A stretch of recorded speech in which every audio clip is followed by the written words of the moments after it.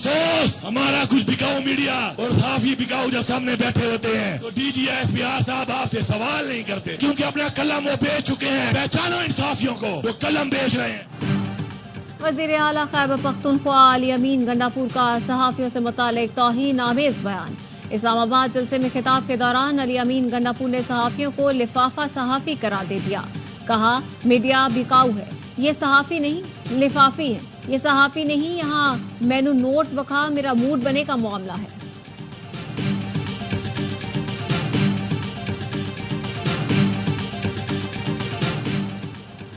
PFUJ की सहाफियों से मुतालिक वज़ीर आला KP की तहज़ीक आमेज़ रिमार्क्स की सख्त मज़म्मत। कहा अली अमीन गंडापुर ने सहाफ़ी बरादरी बिलखुसूस ख़वातीन के खिलाफ नाजेबा गुफ्तगू की।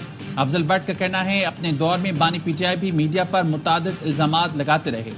लाला असद पठान ने कहा सहाफ़ी बरादरी बिलखुसूस ख़वातीन से मुतालिक बयानबाजी को तमाम फोरम्स पर उठाया जाएगा। अरशद अंसारी बोले बानी PTI अपने लोगों को तमीज़ सिखाएं, कोई लिफाफी सहाफ़ी नहीं है, अगर है तो ना बताएं। अली अमीन ने माफी ना मांगी तो बाइकआउट करेंगे। Association of electronic media editors and news directors की मजम्मत। कहा अली अमीन गंडापुर ने इल्जामात लगाए और धमकियां दी जो नाकाबिले बर्दाश्त है। पाकिस्तान में सहाफी इंतहाई नामसाइद हालात में अपने फराइज अदा कर रहे हैं। सहाफियों के खिलाफ ऐसी गुफ्तगू पर PTI को अली अमीन से बासपुर्स और अली अमीन गंडापुर को सहाफी बरादरी से माफी मांगनी चाहिए।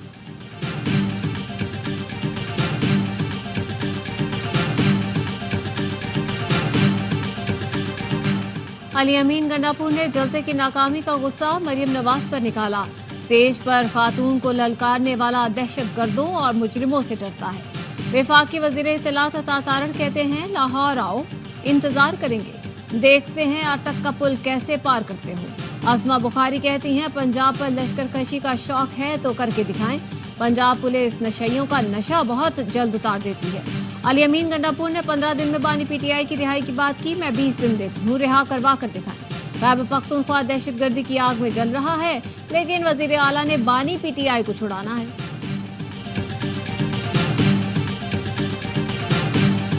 जनूबी अजला जो खैबर पख्तूनख्वा के हैं, पहाड़ से लेकर डी खान तक, उसमें हुकूमत की रिट बिल्कुल ज़ीरो है। जिन लोगों ने कानून को तोड़ा है, जिन्होंने क्रिश्चियंस पर हमले किए हैं, अगर आप उनके खिलाफ कार्रवाई नहीं करेंगे तो ऐसी चीज़ें होंगी।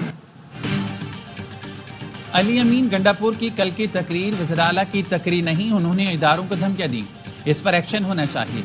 गवर्नर KP फैसल करीम कुंडी का मुतालबा। कहा विफाकी हुकूमत ने एक्शन ना लिया तो एक और 9 मई हो सकता है। जो शख्स अपने इलाके में रिट कायम नहीं कर सकता, मेरे नजदीक वो दहशतगर्दों के साथ मिला हुआ है। वज़ीर आला एतमाद खो चुके, फिलफौर एतमाद का वोट लें। मौलाना फजलुर रहमान ने जमहूरियत के लिए कुर्बानियां दी हैं, पूरा यकीन है वो PTI के झंडे पर नहीं चलेंगे। शरीफ रहमान कहती हैं तहरीक इंसाफ ने 9 मई से कुछ नहीं सीखा, फिर तशद्दुद और इंतशार की सियासत को फरोग दिया जा रहा है। मुल्ज़मान को जत्थों की मदद से छुड़ाने की धमकी सियासी जमातें नहीं मुसल्लह गिरोह देते हैं।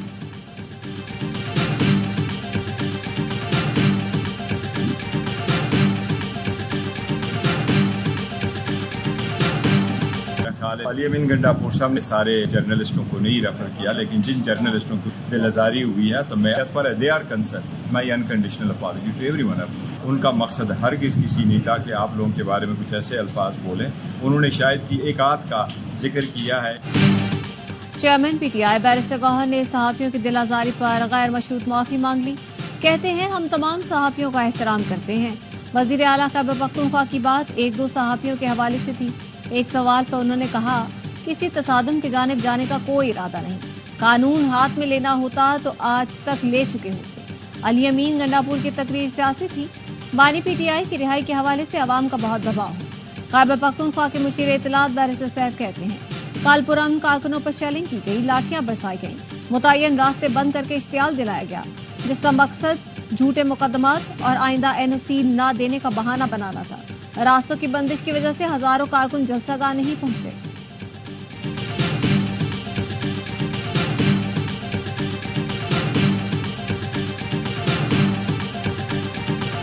कानून बन भी गया तब भी तौसी नहीं लूंगा। चीफ जस्टिस काजी फाइज ईसा की सहाफियों से बातचीत, एक सवाल पर जवाब दिया। वजीर कानून ने कहा था तमाम चीफ जस्टिस की मुद्दत मुलाजमत में तौसी कर रही हैं। मैंने कहा बाकी तमाम जजेस की मुद्दत मुलाजमत में तौसी कर भी दें तब भी मैं कबूल नहीं करूंगा। मुझे तो ये नहीं पता कि कल मैं जिंदा रहूंगा भी या नहीं। जिस मीटिंग में आजम नजीर तार से बात हुई उसमें जस्टिस मंसूर और अटॉर्नी जनरल मौजूद थे, राना सनाउल्लाह नहीं थे। 6 जजेस के खत का मामला समाअत के लिए मुकर्रर क्यों नहीं हो रहा? इस सवाल पर चीफ जस्टिस ने कहा 6 जजेस का खत समाअत के लिए कमेटी को मुकर्रर करना है। जस्टिस मुसर्रत हिलाली की तबीयत खराब थी, बेंच नहीं बन पा रहा था।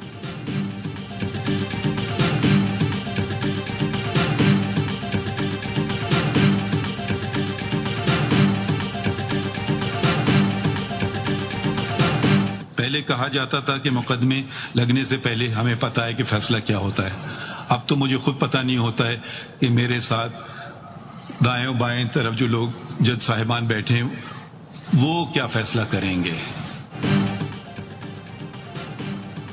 पहले तो बेंच बनते ही इल्म हो जाता था कि इसका फैसला क्या होगा।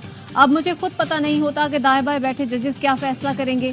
चीफ जस्टिस का कॉज लिस्ट में तब्दीली का इख्तियार खत्म कर दिया। अब मुकदमा चीफ जस्टिस नहीं कमेटी लगाती है। चीफ जस्टिस काजी फाजीसा का नए अदालती साल के आगाज पर फुल कोर्ट रेफरेंस से खिताब कहा, पार्लियामान का बनाया हुआ कानून बुनियादी हुकूक या आइन के बरक्स है तो उसे रोकना हमारा फर्ज है। मालूमात तक रसाई हर शहरी का बुनियादी हक है। मफरूजों या जराए से बात करने की जरूरत नहीं, खत लिखें, जवाब देंगे।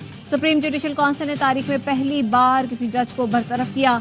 सुप्रीम कोर्ट ने आइन शिकन को कसूरवार करार दिया।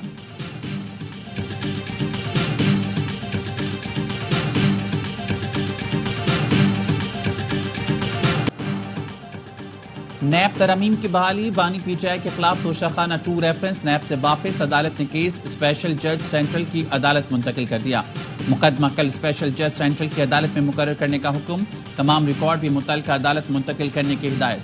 बानी पीटीआई और बुशा बीबी की दरख्वास्त जमानत पर एहतसाब अदालत में समाअत। जज ने रिमार्क्स दिए, नैब तरमीम के बाद केस FIA का बनता है। इस केस में नैब का दायरा इख्तियार खत्म हो गया। दरख्वास्त जमानत पर स्पेशल जज सेंट्रल समाअत करेंगे। जमानत बाद गिरफ्तारी दरख्वास्तों पर भी स्पेशल जज सेंट्रल की अदालत फैसला करेगी।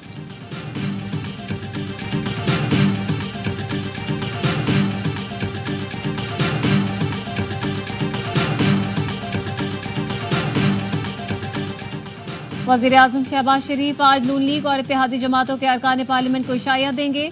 JUI-FA को भी शिरकत की दावत। JUI ने शिरकत करने या न करने से मुतालिक फैसला नहीं किया। वज़ीर-ए-आज़म मुल्की मुआशी सूरत-ए-हाल और मुजव्वज़ा कानून साजी पर अरकान को एतमाद मिलेंगे। आसिफा भुट्टो की ज़ेर सदारत पीपल्स पार्टी की पार्लिमानी पार्टी का इजलास, PP पार्लिमानी पार्टी का इजलास रोजाना मुनक्किद करने का फैसला। ज़राए का कहना है इजलास में पार्टी अरकान को हाजिरी यकीनी बनाने की हिदायत की गई है। इजलास में बिलावल भुट्टो नहीं पहुंच सके थे। ऐवान सदर में पीपल्स पार्टी के अरकान के लिए इशाए का एहतमाम। कानूनी माहिरीन बिलावल भुट्टो जरदारी, आसिफा भुट्टो भी शिरकत करेंगे।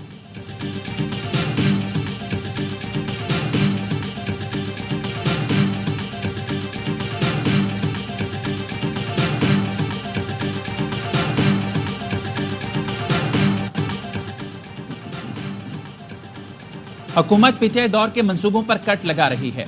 इनकी हुकूमत को बुरा लगता है कि प्रोजेक्ट सूबों में लगे। ऑपोजिशन लीडर उमर अयूब का कौमी असम्बली में इज़हार ख्याल, कहा पीटीआई दौर में जो मंसूबे लगे उनको बुरे लगे। वजीर मंसूबाबंदी बताएं, पीटीआई दौर के बाद मुआशी सर्वे में क्या शाया हुआ था। एहसन इकबाल ने जवाब दिया, पीटीआई वालों ने जाते जाते मुल्क के खजाने खाली कर दिए। 2018 में पॉलिसीज पर यूटर्न लिया जिससे ग्रोथ रेट 6 से कम होकर 1% पर आ गया। एक चोट पर कई माह तक प्लस्तर बांध कर रखना पड़ता है। आज पाकिस्तान की मैशत पर जो प्लस्तर चढ़ा हुआ है उसके जिम्मेदार ये लोग हैं।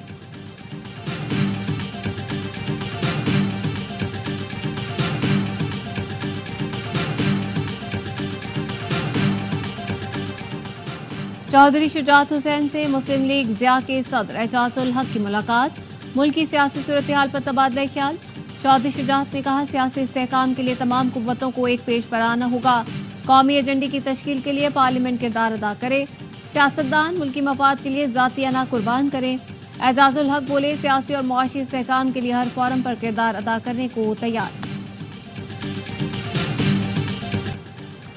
मुल्तान में नून लीग के रुकन सूबाई असम्बली राना अब्दुल मन्नान साजिद को गिरफ्तार कर लिया गया। मुल्तान हाई कोर्ट बेंच ने अबूरी जमानत खारिज की थी। वकील के मुताबिक असिस्टेंट कमिश्नर जतोई बारदाना की तकसीम में घपले कर रहे थे। आवाज उठाने पर असिस्टेंट कमिश्नर ने मुकदमा दर्ज कराया था।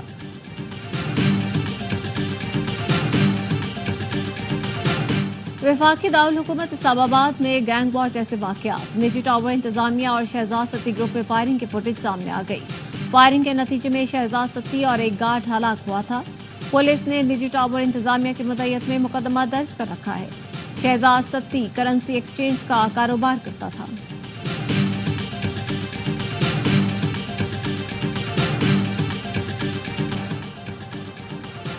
अंदरूनी सिंध से तलबा मसाइल लेकर गवर्नर हाउस कराची पहुंच गए। उम्मीद की घंटी पर आए तलबा से कामरान जसूरी की मुलाकात। तलबा ने फीस और स्कॉलरशिप से मुतालिक मसाइल बताए। सक्खर, नवाबशाह और दीगर अजला में IT मराकज खोलने का भी मुतालबा किया। गवर्नर ने मुतल्लिका हुकाम को मसाइल हल करने की हिदायत की। कहा सिंध के दीगर अजला में जल्द IT मराकज खोलने जा रहे हैं।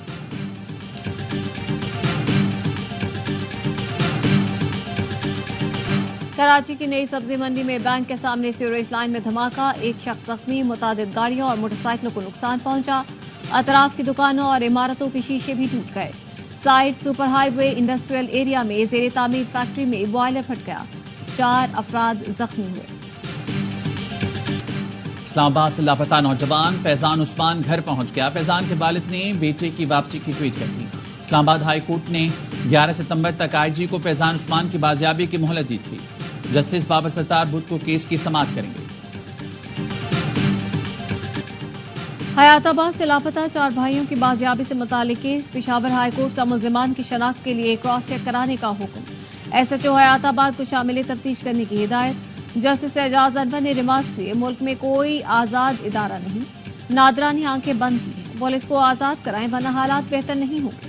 पुलिस को बाइख्तियार करें ताकि वो किसी के इशारों पर न चले। हमारे सामने तो लोग रोने लगते हैं, अदालत क्या करे।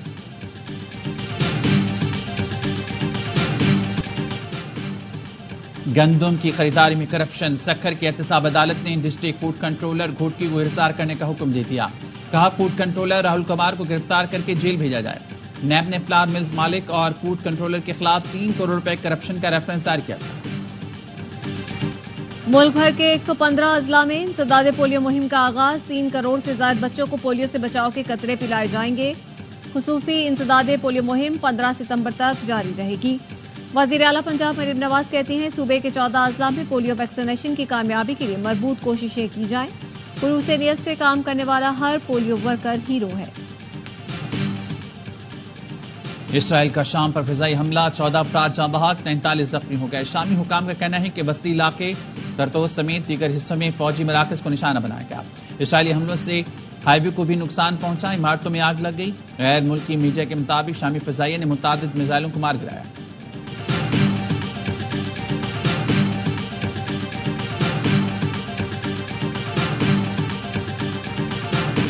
इसराइली फौज की गजा पर बमबारी, नुसेरात कैंप पर हमले में मजीद 3 फलस्तीनी शहीद। बरेज कैंप पर बमबारी में 4 फलस्तीनी लुकमाया जल बने। हमले के बाद जनूबी और वस्ती गजा में मोबाइल फोन और इंटरनेट सर्विस बंद हो गई। मगरबी किनारे में भी पुरतशद्दुद कार्रवाइयां जारी। तिलकरम और बलाटा मुहाजिरीन कैंप पर इसराइली फोर्सेज ने धावा बोल दिया। मुतादिद फलस्तीनी जख्मी हुए। इसराइली वजीर दिफा का जनूबी गजा का दौरा। शिमाली गजा में मजीद हमलों का इंदिया दे दिया। यरगमालियों की हलाकत के खिलाफ इसराइल भर में एहतजाज। तेल अवीव में मुजाहिरीन ने अहम शाहराह ब्लॉक कर दी। नेतन्याहू से फौरी जंगबंदी का मुतालबा। कंट्रोल डिवाइस का कारनामा, अमेरिका में मतरूक इमारत से 15 सेकंड में रेजा रेजा होकर जमीन बोस हो गई। लुजियाना में 21 मंजिला टावर को 2020 में समुद्री तूफान डेल्टा से नुकसान पहुंचा था, जिसे धमाका तेज मवाद से उड़ा दिया गया। हैरत अंगेज मंजर को कैमरे में महफूज करने लोगों की बड़ी तादाद पहुंची। चैंपियंस वनडे कप की तैयारियां अरूज पर। चेयरमैन PCB मोहसिन नकवी की टीमों के मेंटोर से मुलाकात। शेब मलिक, मिसबाउल हक, बकाई यूनुस, सरफराज अहमद और सकैन मुश्ताक ने चैंपियंस कप को डोमेस्टिक क्रिकेट के लिए अहम टूर्नामेंट करार दे दिया। इकबाल स्टेडियम फैसलाबाद की पिचेस और ग्राउंड की बेहतरी के लिए तजावीज दी। मोहसिन नकवी ने कहा चैंपियन कप से नए खिलाड़ी सामने आएंगे। कौमी क्रिकेट टीम के लिए बैकअप तैयार होगा। उम्मीद है सब मिलकर चैंपियंस कप को कामयाब बनाएं।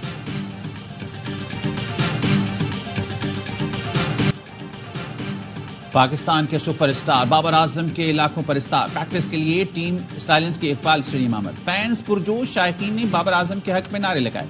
स्टालियंस के खिलाड़ियों ने भरपूर प्रैक्टिस की। स्टालियंस के कप्तान मोहम्मद हारिस दाग बचाने के लिए पुराज़म कहते हैं डोमेस्टिक में स्टालियंस की जीत की रिवायत बरकरार रखने की कोशिश करेंगे। चैंपियंस वनडे कप का आगाज जुमेरात से होगा। स्टालियंस की टीम जुम्मे को लायंस के खिलाफ मैदान में उतरेगी। एशियन हॉकी चैंपियंस ट्रॉफी में पाकिस्तान और कोरिया के मैच का ड्रामाई इख्तिताम। कोरिया ने दूसरे हाफ में गोल करके बढ़तरी हासिल की। पाकिस्तान शिकस्त के करीब पहुंचा, लेकिन आखिरी मिनट में शाहिद हन्नान ने बैक टू बैक 2 गोल दाग दिए।